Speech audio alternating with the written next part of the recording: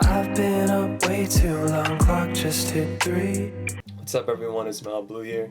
Today I'm going to be showing you guys how to record your guitar loops into Ableton and make them into songs. So that being said, let's just get right into it. Alright, so for hardware and equipment, today I'm going to be using my Fender Strat. As long as your guitar has a pickup, this method is going to work. So I have it running all the way through into my audio interface, which is currently a Behringer UM2, and this guy is running into the back of my computer. Alright, so here we are in Ableton.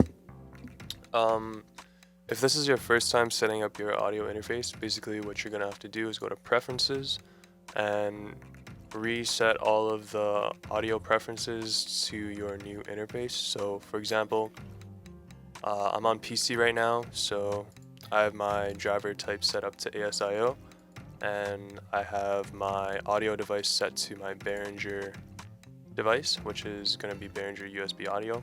Everything else I'm going to leave about the same, okay?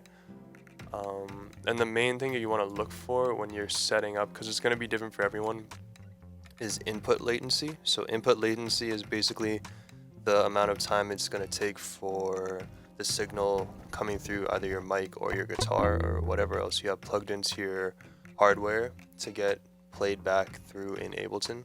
So anything above 10 milliseconds is going to be a bit troubling. So whatever you have to do to get that down to under 10 is going to be basically ideal for recording.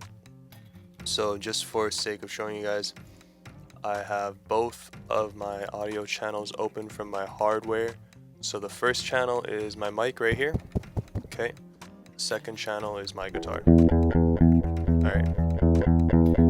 So now that all of the hardware and software stuff is out of the way, I'm just going to go ahead and show you guys how I record my loops. So I have my metronome turned on up here, okay? If you ever think your metronome is too loud or too soft, you can adjust it with the slider down here in the master track. I'm going to make sure my BPM is at an appropriate pace for the loop I have in mind. And when I'm all ready, just make sure that my guitar track is armed with the red button down here. And I'm just going to hop in and try to record this thing.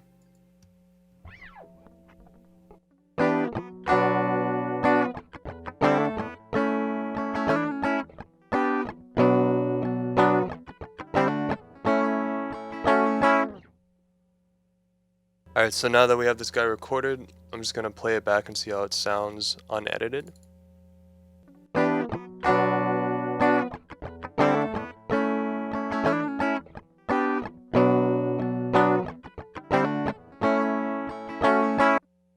Alright, so just off top, kind of sounds like the second half is a little off. So since it's the exact same loop played twice, I'm just going to use the first half.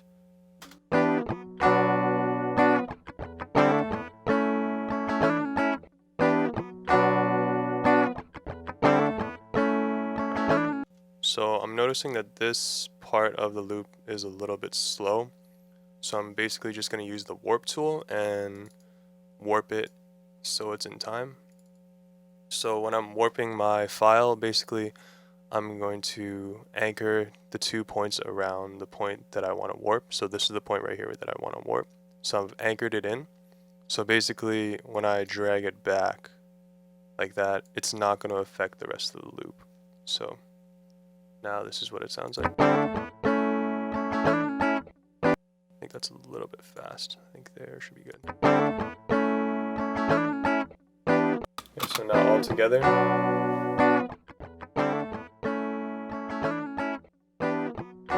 So I like how that sounds.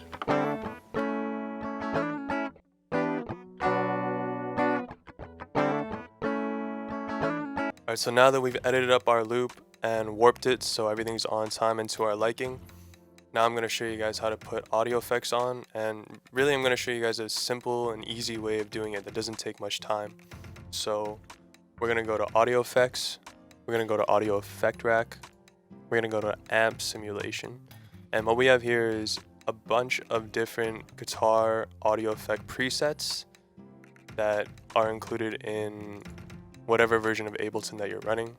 So I'm currently running Ableton Live 10 Standard, so these options are going to be different depending on what version you're running. I really like the way that this clean guitar amp sounds, this preset, so I'm going to go ahead and slap that on. Okay, I'm going to give you a quick before preset and after preset listen. So this is before. Okay,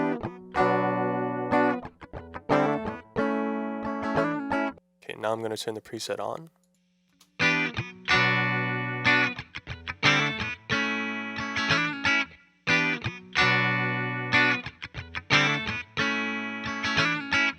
Yeah, so right away from listening just off the rip, you can just hear a big difference in tone. You can hear a difference. There's a little bit of reverb in there, and just it sounds a lot cleaner and more live, basically. And that's the sound that I'm gonna go for. So yeah, after you put that on,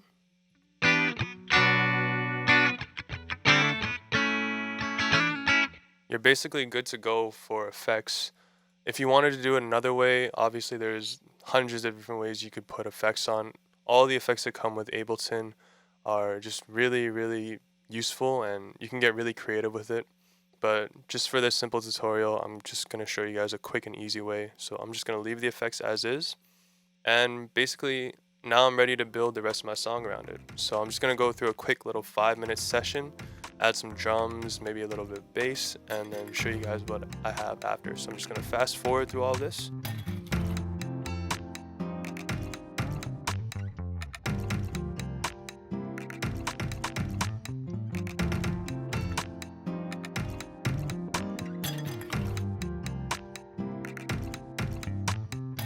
Alright, so I'm done my little session now. Basically all I've done is added some drums and some 808, and this is what it sounds like all together.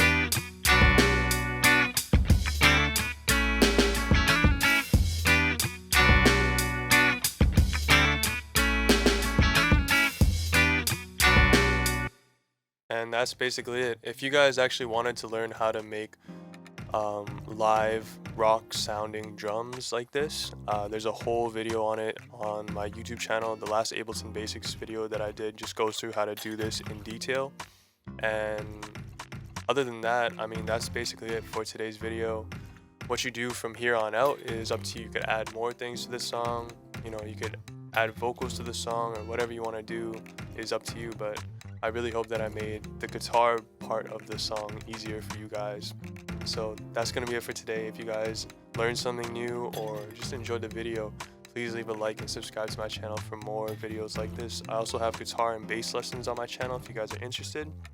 Other than that, have a blessed day, and I'm out. Peace.